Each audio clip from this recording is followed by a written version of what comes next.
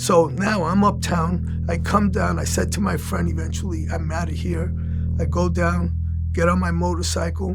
It's dead silence. I had no idea the towers had collapsed. I'm on my way home, and the Lord drops in my heart, go to your house and get a collar. Because my collar, the cop saw me, they let me in. Cop says to me, Father, maybe you'd like to pray for these body parts. I knelt down and I prayed for families. I still had no idea that the towers had come down.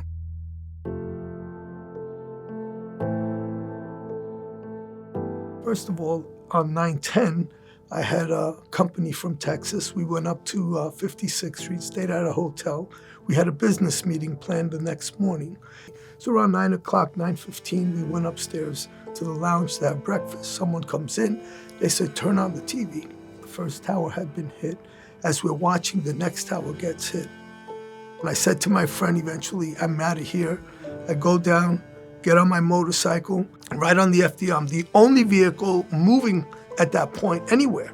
I'm on the highway going down, and I see all these people walking north with soot and ash, etc. So when I get down there, I come out by the Battery Tunnel. I park my motorcycle. A cop says to me, Father, maybe you'd like to pray for these body parts. I knelt down and I prayed for families. When I get off my knees, I look up and I see the big hole on West Side Highway. There's no shadow. It's like just clear. And it's dawning on me, wow, the towers came down. And the thing was so surreal was as I started to walk on the West Side Highway, I'm walking over all of the fire apparatus. Total silence. Cops come over, we go into a candy store, we're getting juices, whatever we could take out to put in to try to cool off the van. The other thing I had seen just before I sort of stabilized myself there, I saw them carrying Father Judge. He was a chaplain that had just gotten killed.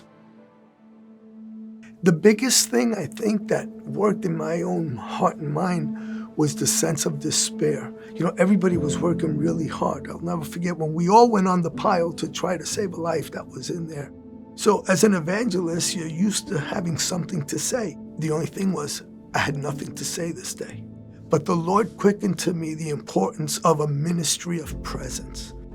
So you had people, laborers, coming from all over the city, people trying to serve and help.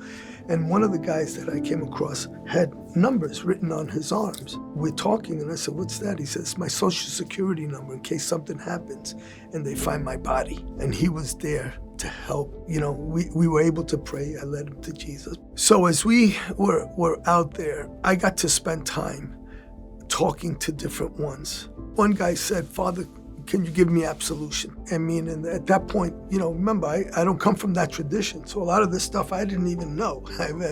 But what I started to do is just pray prayers that they can repeat. Simple prayers, connecting them with God, letting them know that God is here, God is in the middle of all of this. Then I was there every day. In fact, I was there for about a year and a half. The Lord quickened to me my part was to help the clergy in the city. And I spoke to Pastor Mark Rivera, and together on that next day, on the 12th, we established, Pastor Mark, myself, and my son Jeremy, we established the Ground Zero Clergy Task Force. And then the next day, we met with the clergy. They were calling, saying, Rick, what do we do? What do we do? And we said, have them all get collars and let's meet at Pastor Mark's church. We met there, we prayed. The different organizations that had structure were able to go in there, you know, the Christians, the Baptists, Southern Baptists, but the independents here in the city weren't able to. But thank God that we were able to lead them into Ground Zero because of my credentials. I brought them in, and then that opened the door for advocacy where we worked with the city and we worked with different ones that, you know, strategically placed. We were able to secure first responder status for all of the clergy. So I'm very grateful that the Lord chose me for that and used me in that capacity. And we were able to just serve by leading and able to just kind of go in and do the things that most people couldn't do. So we're so thankful. New York became a compassionate city. Everybody knew that there was loss and grief. Everybody was experiencing it. You know, when things happen, there's always like a side of the population that maybe takes advantage of it, and you have all these robberies and things. It was not like that at all throughout the city. Everything was focused on what had taken place. We had our church open, and it became a hub where as the people were walking up from ground zero, they would stop at our place for prayer. It was amazing to realize the needs that people had. And you know what? Everybody was looking to God. At that point, it was like, what do we do? And to be able to have a place that's an oasis, to a respite, a place where you can actually counsel people and all. It's not so much a hunger. I guess the desperation called people to cry out to God. The church just came together. The body came together. It was one of those things where one hurt and everybody hurt. When something like this happens, first of all, the church has to rise up, and I believe it did. It may have taken a little time, and they may have been a little bit caught off guard, but for the most part, you know, the church rose up to be there for the community.